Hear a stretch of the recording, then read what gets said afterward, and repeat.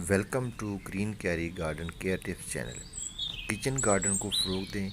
आइए हमारे साथ सीखें अपने घर को खूबसूरत बनाने के मुख्तलिफ़ तरीके, प्लांट्स को कैसे रिपोर्ट करना है, कौन कौन से प्लांट हम अपने घर में लगा सकते हैं और इनसे फ्रूट भी हासिल कर सकते हैं। डेट खजूर का पौधा, ये पौधा मेरे गार्डन में 2 साल पुराना है और मैंने इसे गुठली से उगाया था, यानी बीज से उगाया था और माशाल्लाह बहुत ही हेल्दी है। और आज हमने इसकी रिपोर्टिंग की, इसकी बहुत जड़ें बहुत बड़ी हो चुकी थी, उसको काट कर इसको लगाया।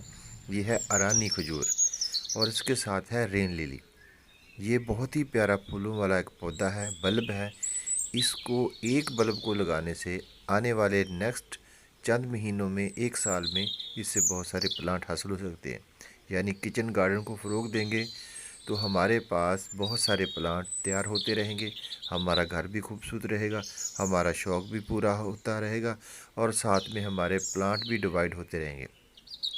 तो रेन लिली एक ऐसा पौधा है, ये परमानेंट प्लांट है। एक दफ़ा अगर हम इसको बल्ब से उगा लेंगे तो फिर हम अपने दोस्तों को, अपने रिश्तेदारों को और बहुत सारे ऐसे लोगों को जो गार्डन का शौक़ रखते हैं, इसके बल्ब हम डोनेट कर सकते हैं, तोहफ़ा दे सकते हैं। और इसका फूल बहुत प्यारा है और इस फूल के बारे में एक राय है मुख्तलिफ़ गार्डन की कि ये फूल उस टाइम खिलता है जब बारिश हो और पूरा साल इसको जितना मर्ज़ी पानी देते रहें, इस पर फूल नहीं आते। और जैसे ही इस प्लांट पर बारिश के पानी और कतरे गिरते हैं तो माशाल्लाह इसके फूल खिलना शुरू हो जाते हैं। बरसात के मौसम में इस पर फूल आते हैं।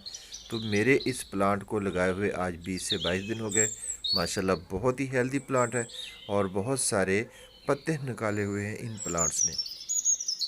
100% फ्री में उगाए हुए ये प्लांट देखें कितने माशाल्लाह हेल्दी हैं और आने वाले वक्तों में इस पर खजूरें भी लगेंगी, क्योंकि ये एक बोनसाई पौधा मैं बनाना स्टार्ट कर चुका हूँ।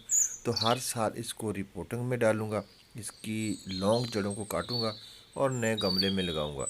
तो इंशाल्लाह गमले में रहकर ये पौधा अच्छा खासा बड़ा हो जाएगा और इस पर खजूरें भी लगेंगी।